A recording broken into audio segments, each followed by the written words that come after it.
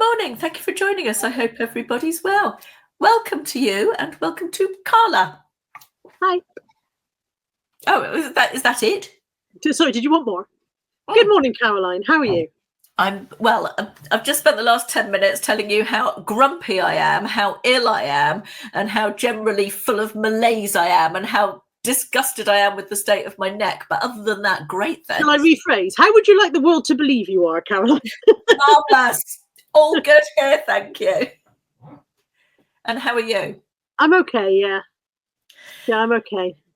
Very, just there's a lot going around in the head. It's a very busy week, so there's a lot kind of, you know, when you rack it all up in your head, and then even theoretically, once you've lined it all up, it should be done, but it carries on just, Yeah.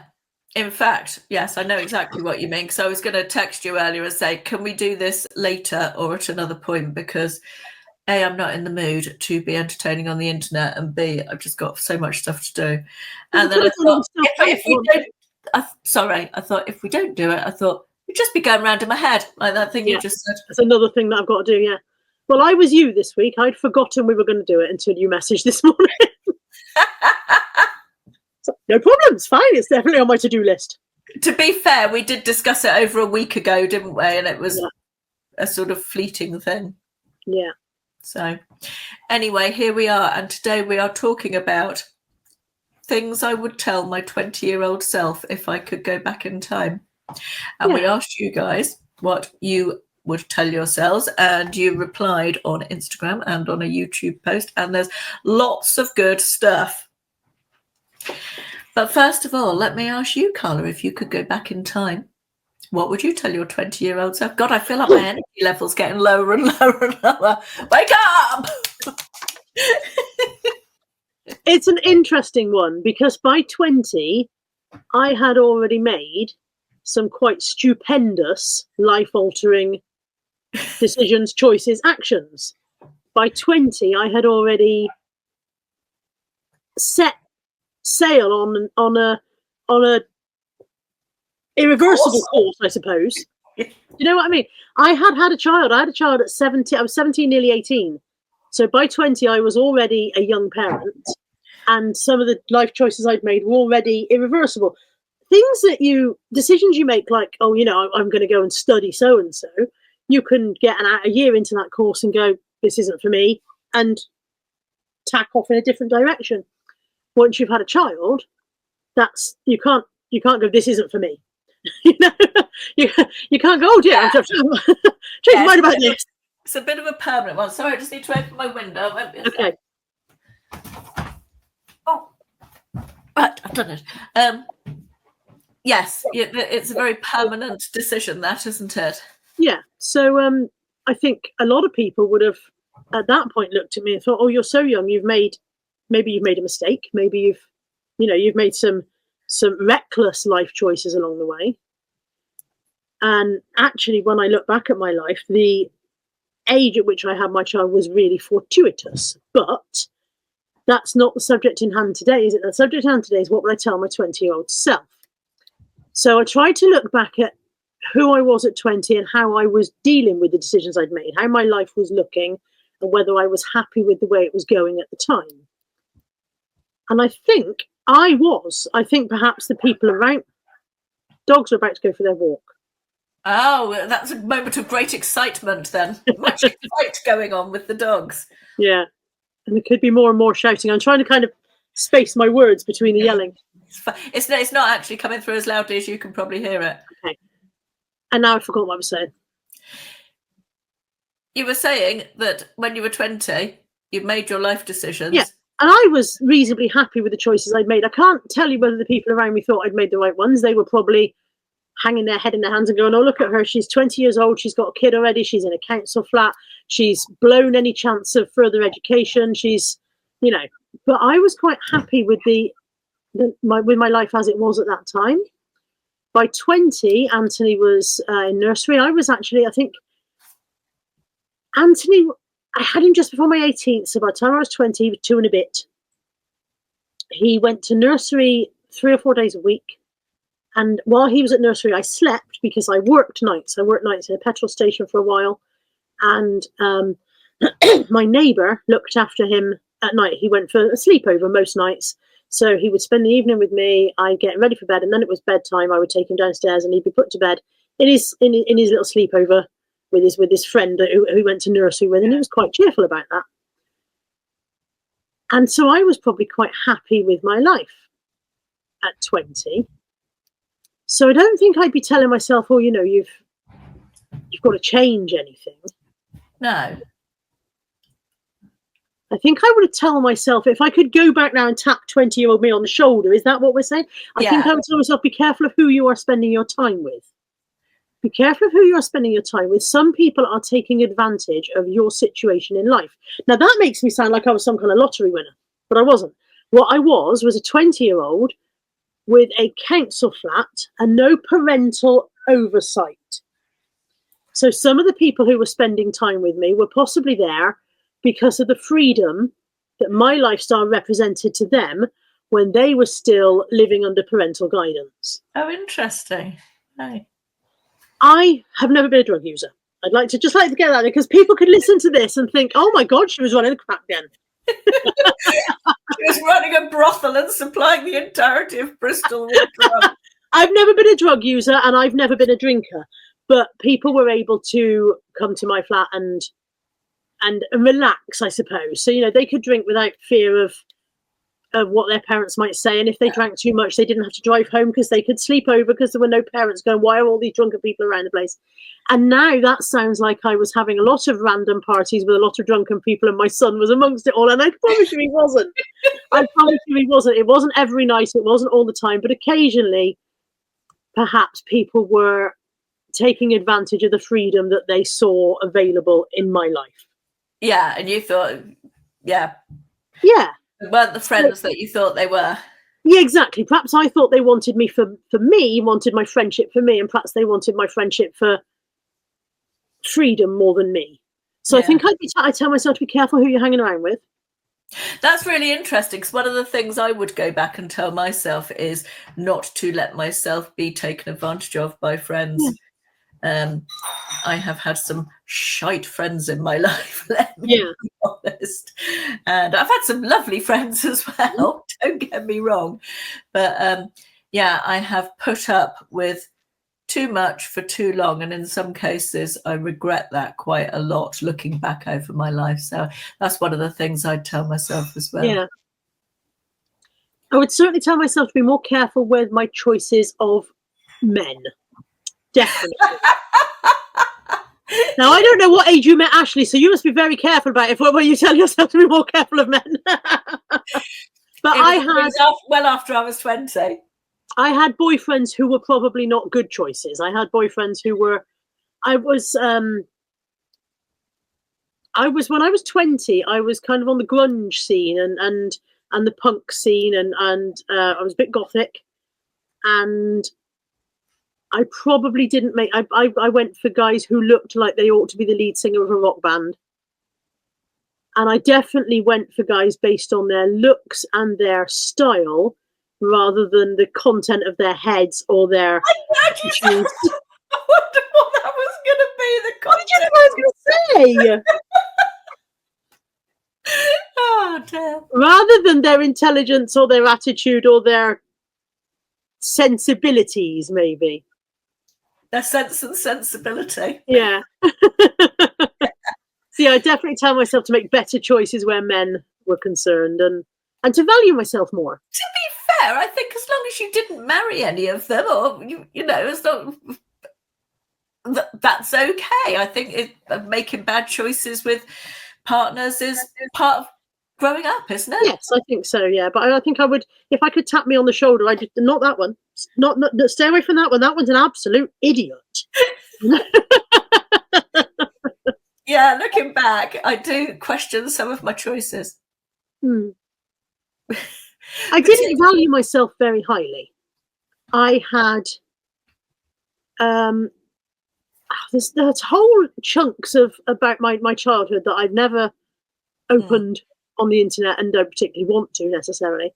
But I had certainly a lack of affection shown to me in my childhood. We were definitely a non-tactile family. Non-tactile family.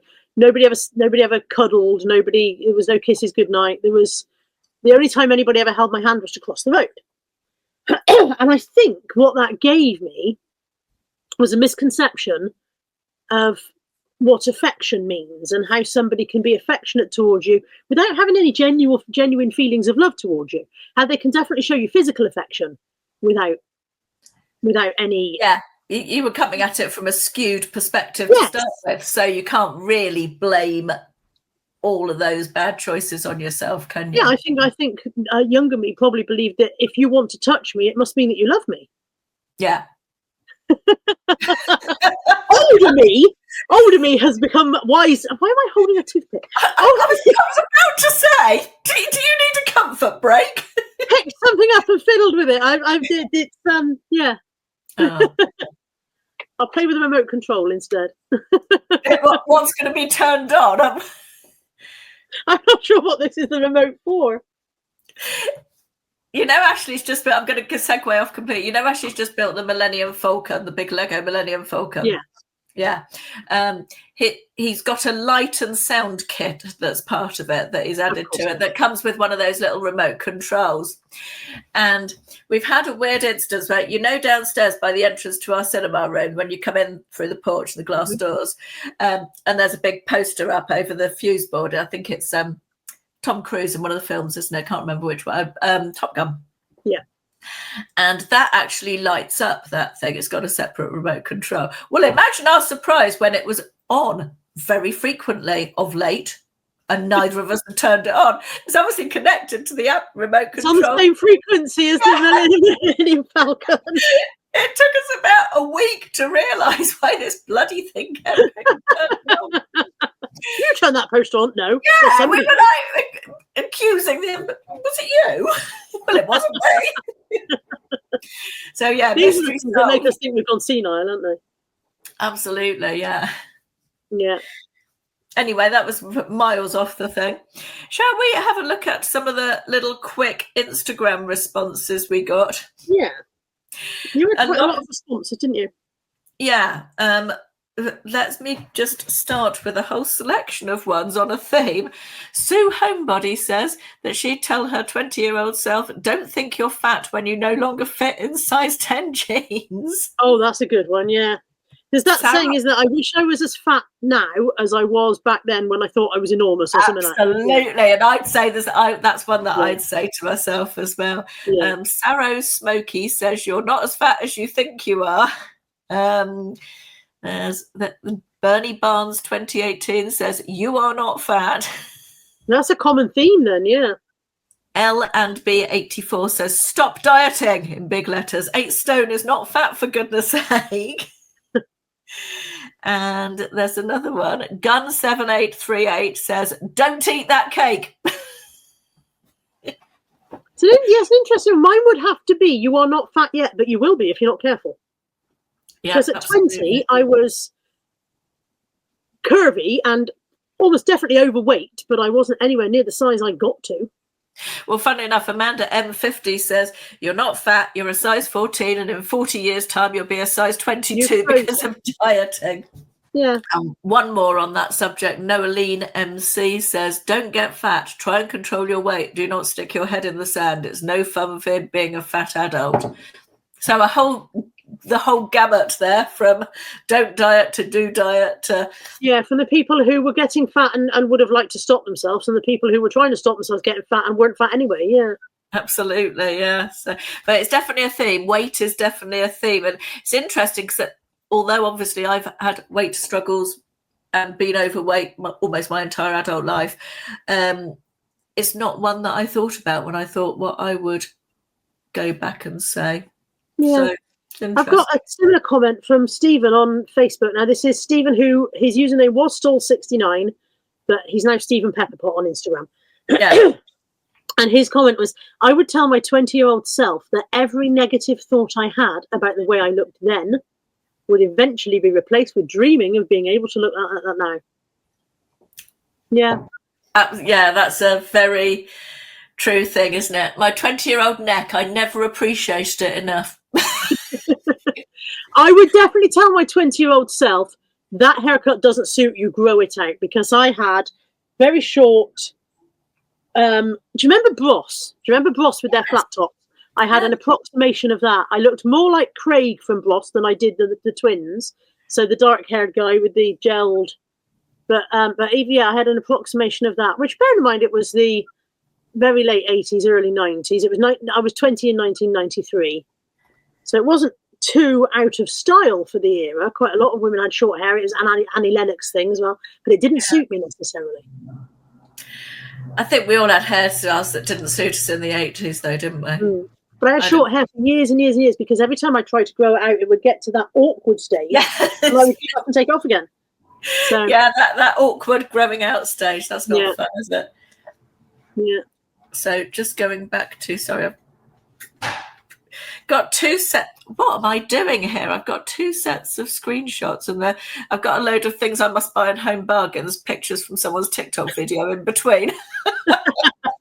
So I keep scrolling along and getting a picture of some Rocky Road cake bars, salted caramel flavour, by the way. They look delicious. I've got some of those. They are very nice. Are they? Perhaps I just ought to go through all my screenshots. You can tell me if they're nice. Yeah, why not? Yeah, I've probably eaten most of it. Oh, Flurry MB says everyone is faking it. People are not looking at you. Also, what's the worst that could happen?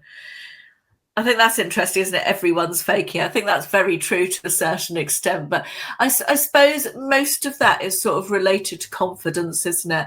And I think that confidence is something that very, very few of us have at 20. And we have an awful lot more of it by the time we get to 50. Yeah, definitely. Not just the confidence in that what you are doing is right and that you are making the right choices, but the confidence in that I don't care whether you agree with me. That kind of confidence. Yeah. That level of your opinion isn't relevant to me. It's just your opinion. You are entitled to have it by all means. I don't seem to be able to stop you from sharing it with me, but I don't have to agree with it or take it on board or carry the weight of it. I do not have to carry the weight of your opinion. Yes, I think that comes with age. For sure. I think we have that innate, I suppose it comes from being a child, doesn't it? And you have an innate sense of wanting to please people as a child, don't you? To get positive feedback, to, accolades, I don't know, just a sense of wanting an easy life sometimes, just to get life. Some people, if they pleased people, got praise, and some people... God, look at that. Look at the wrinkles on my chest. Oh, God. Some people needed to please people to avoid the opposite of praise, the punishment or whatever. So yeah, absolutely. So it's like a inbuilt people-pleasing thing that we gradually grow out of and becomes less and less relevant to us. I think you are told as a child you must be a people pleaser. I think it's drilled into you. You must conform. You must make people happy. You must not upset people. You must not go against the grain. You must be a people pleaser.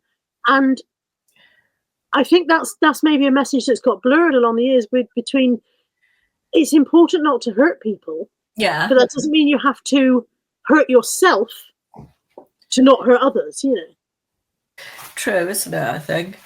Denise Paris 123 says, don't take life for granted. Love and cherish your parents. They won't be there forever. And there were quite a few on that theme as well about, I guess, people saying that they have regrets that they haven't spent the time with their parents or their loved ones that they've since lost. I think none of us have a crystal ball, do we? And I think perhaps fractured relationships and a lack of time and all that sort of thing mean that perhaps we don't spend the amount of time with people that are important to us. You've frozen again. Every now and again, your face freezes. Your audio carries on, but your face freezes.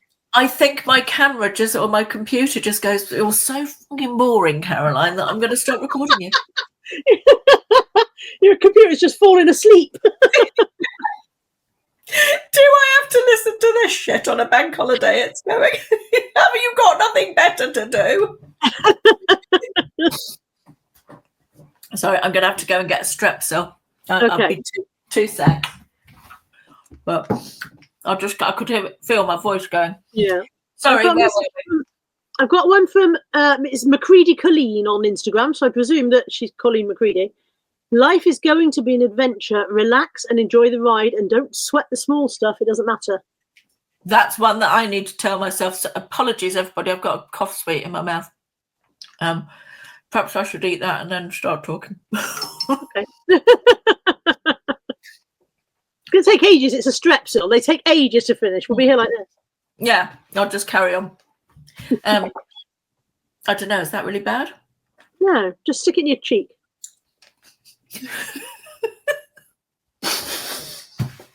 Oh God. Yes, I would definitely tell myself not to sweat the small stuff. Not that I imagine it would make a sort of difference, because I spend my entire life sweating small stuff and then wondering why I'm sweating the small stuff. Do you think you were as much of a stress head at 20 as you feel you are now? I'm not saying you're a stress head. You say you're a stress head. Do you feel that you were as much of one? Not. Absolutely not. Yeah. I've grown your into 20-year-old self didn't need to be told that. Then your 20-year-old self was fine. No, that's true. Actually, yes, that's true, actually. When do you think you became more gradual? Gradual. I think when I became a parent, maybe a little bit. Yeah. And then perimenopause, postmenopause, sort of from my mid-40s onwards, I'd say. So would you like to get back to the person you were at 20 in some ways? No, probably not. I quite like myself now. But I'd like to be less stressy, generally speaking. Yeah. You've experienced my stressiness. Remember when we were going to Newport to get my passport when I lost my passport? I have, yeah. And I was meeting, I can't remember the detail, but you... I would say that was almost approaching a panic attack, let alone stress. That was... You were highly, extremely stressed. Yeah. Yeah. What? That was over. I couldn't find you in the car park or something, wasn't it? Yeah. I was already stressed about having lost my passport. You were stressed because you lost your passport and you were having to go away, and you were having to get this passport replaced at very short notice, which was why you had to go to Newport to get it done. And we were going to meet at the Mall so that I could join you in your car. And I said to you, I'll meet you outside M&S. And what I forgot was, of course, that in the Mall, because M&S is on the end, there's bits around the entire building, and you couldn't find me. And I ended up having to kind of talk you down off the ledge. Didn't I have to talk you down? Calm down. I will come and find you. Yeah. Deary me. But I think that was just layers upon layers of yeah. Yeah, it was. We actually ended up having quite a nice day. We met up with Lex, didn't we? And we did, yeah. So just going back to the comments, we got one from, this is quite an interesting one, from DB4261. This is on YouTube. I would tell myself to look after your hands and eyes. My eyesight is gradually getting worse, and I'm sure there will come a time when I have to give up sewing and crocheting. Hands, my grip is not anywhere near as strong as it used to be, and I get frustrated when I can't hold something properly or pick something up. I feel like this is just natural aging. I don't feel like this is anything that you've done or not done. I feel like you know, all our eyes get worse as we get older. And you can't counteract the general effects of ordinary aging, can you? You're stuck with that. I feel like Dee's beating herself up unnecessarily, or, you know, don't beat yourself up, Dee. You're doing a good job, type of thing. Yeah. Sorry, I'm trying to scroll through and find the other comments that I had. Do you want me to do one? Yeah, go ahead, yeah.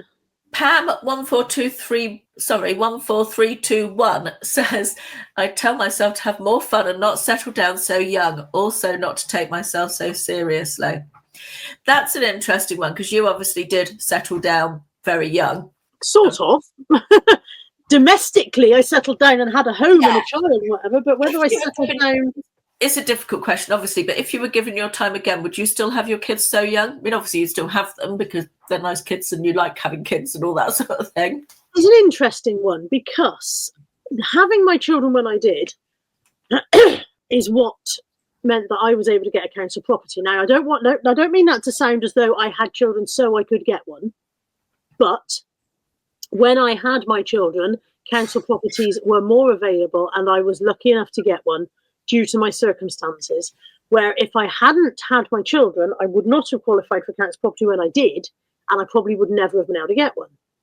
So my life would have been massively different financially. However, if I hadn't had my children, logically I'd have been able to go into a better job and earn more and not need a council property. So that swings and roundabouts. The having of a council property has given me security when a lot of people haven't had it. Over the last 5 years, when mortgage rates and things like that have absolutely rocketed, and a lot of people have found themselves in very precarious positions, I have had stability due to the decisions that I made when I was much, much younger. Yeah. And I mean, luckily, due to the decisions I made. I'm not patting myself on the back going, well done, you had a kid at 17 and now, haha, look at you all smug with all these poor people losing their homes. What I mean is, I know that I am lucky that the mistakes that I made in my youth led to stability when other people were experiencing precariousness. Yeah, I mean, your friend Tammy, for example. Exactly. Tammy lives here because she cannot afford to live anywhere else. Yeah. Yeah. So if I said, oh no, I wouldn't have my children, I'd put off my having children today, it changes everything. It changes, that it's that kind of that one little ripple effect, that one decision you make alters everything. Is it the butterfly effect? If you could say to someone, you can delay having your children for 10 years and then you can have them, they'll be the exact same children, then you might go, yes, of course I would, because I love my children. I wouldn't want to change them for anything. But it wouldn't be that way. They wouldn't be the same children because you wouldn't have them with the same person, because you wouldn't have been in the same place at the same moment and met that person in the first place.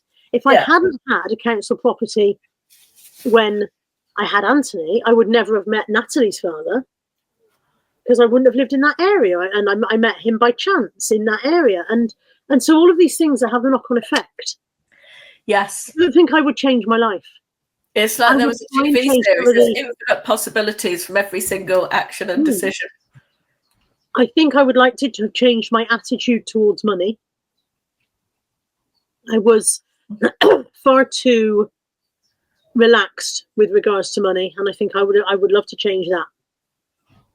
But I don't think I would change when I had my children or whatever. Yeah. Let me take another one from here. Lorraine Shearing 30 says, I would tell myself not to take responsibility for everyone else's happiness and or harmony in family relationships. It's not my job. It took me a long time and some counselling for me to identify myself as a people pleaser with an overly strong sense of having to make things right. That's a big one, yeah. It is, isn't it? It's going back to the people pleaser thing, but I guess that's... I'd feel a bit like that as well. If someone tells me, and I think there's a failing in myself, if someone talks to me about a problem, getting something off their chest, I immediately look for ways for them to solve it. And sometimes they don't want that. And then I'm bemused. I am bemused. Sorry, I've interrupted you. Go on. No, exactly the same. I exactly what you said. They just want to get it off their chest. They want to just talk about it. They don't.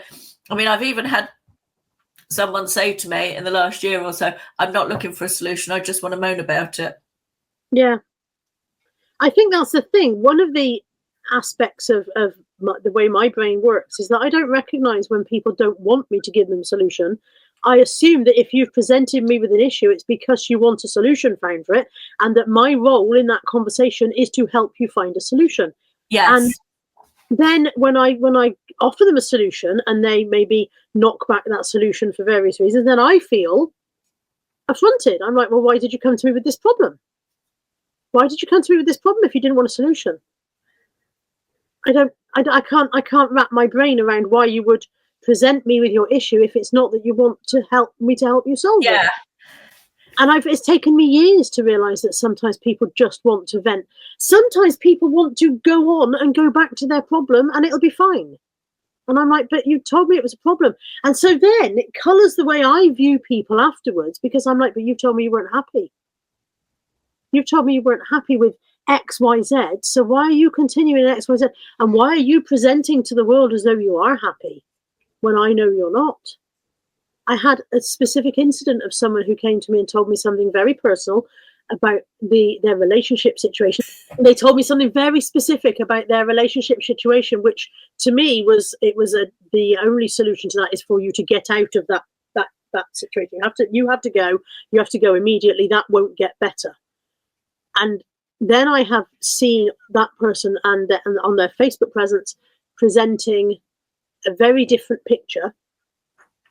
And I'm left going, well, I don't understand. I don't understand why you don't want to change it. You told me it was very, very bad. Why don't you want to change it? And I think because of my personality type is if it's broke, chuck it away. Yeah. If it's broke, chuck it away. Don't attempt to fix it. It's knackered, relationship-wise, at least. And that's almost definitely a failing on my part. The inability, the unwillingness to attempt. But that came after years of trying to fix broken things. Yeah. Years of being in bad relationships. It's learned behaviour from experience then, isn't it? It's experience behaviour that you've learned from. Yeah, I tried to fix broken relationships many times and got into a worse and worse pickle. And now I'm like, I won't bother at all. And I think I've segued off somewhere from the original. I can't find it. Let's just assume we finished that one. Yeah, we finished that one. It's fine. I like this one. Val Spambauer says, I would tell my younger self that bad boys are not marriage material, especially at 19. I should have known not to marry someone who had longer hair than me. That every word of that. Yeah. Bad boys are not marriage material. You will not be able to mend him. He doesn't just need someone who understands him. He's not really a good boy underneath. He's probably a shit through to the bone. It's not. Yeah, he doesn't just need the love of a good woman. He needs a smack round the head with a 2x4 is what he needs. Harsh, but probably true. There's quite a lot along the lines of I wish I'd gone and seen a bit of the world before settling down type of things. There's quite a few people said not to settle down too early, and they've got regrets obviously about not doing more before they settled down. But again, as you said, it's the butterfly effect, isn't it? And things might have been very different if you hadn't. But Merlin's twin 73737 said, first and foremost, put down the cigarettes. Secondly, and this is really true, loss is a part of life and there is nothing you can do except be at peace with it. Cherish your loved ones. Never mind silly stuff. None of it really matters. Absolutely. I completely agree. Loss is part of life. The only certain thing in this life is death, isn't it? Death and taxes. Mm-hmm. The cigarettes was a good one. I would definitely tell my 20-year-old self, stop that now. I didn't give up smoking until I was 25, nearly 26, but I tried multiple times. And actually, when I was around 20, I gave up for 6 months and started again. And that was the one I was most cross with myself for, that I'd managed 6 months and then I started again. So yeah, I would definitely I'd tap that person on the shoulder and smack them on the hand as they went to pick up the packet. Definitely. Yeah. I gave up mid-30s. But I admit to still an occasional puff of someone else's. See, I couldn't. If I had a puff, I know I'd be a smoker again. I was a weird smoker though, because I only ever smoked when I drank. I wasn't a. Yeah, no, I know. I'd know that if I had, even today, if I had one today, I'd immediately be hooked again. I know I would. I'm just trying to think when I last had a puff of a cigarette. It must have been maybe around Christmas time, probably. And I have to say, I didn't particularly enjoy it. So perhaps I'm slowly growing out of not enjoying it. It's funny, actually, because sometimes I watch people smoking now and it looks so bizarre to me. I'm like, why would I ever have done that? Yeah. Why would I have deliberately, knowing what that tastes like and what it feels like, why would I have sucked that into my lungs? That was an odd choice, I think this is perhaps a good one to finish on because it sort of sums up loads of what we've talked about today. This is from Sandra Lee 8066, who says, I would tell myself not to put up with as much shit as I was foolish enough to put up with back then and stand up for myself more. I can't tell myself to run for the hills because if I had done, then I wouldn't have had my 2 daughters. Hindsight is a wonderful thing, and hopefully today's women are a bit stronger and well of mind than women were 4 decades ago. I think it's just that as we get older, we become stronger and more. I think also societal.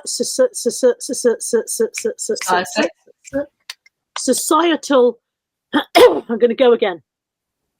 I think also societal expectations of women have changed 4 decades ago, it was still pretty much expected that you might have a little career beforehand, but only until you got married, and then you would have children and you would be the mum and whatever.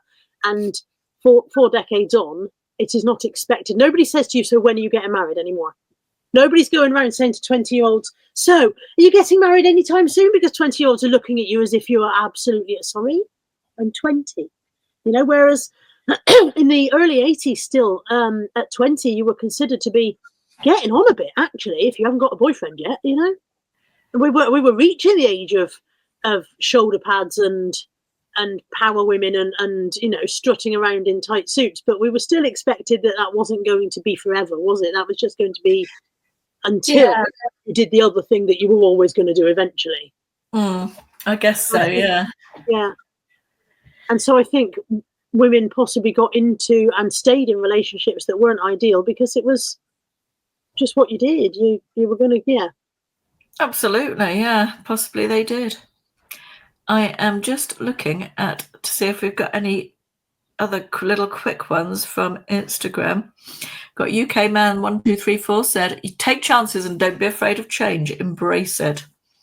I like this one. This is Kellyanne McClure. She says, "I would go back and pat myself on the back and say, I'm so proud of you. Keep going." That's nice. A good one, yeah.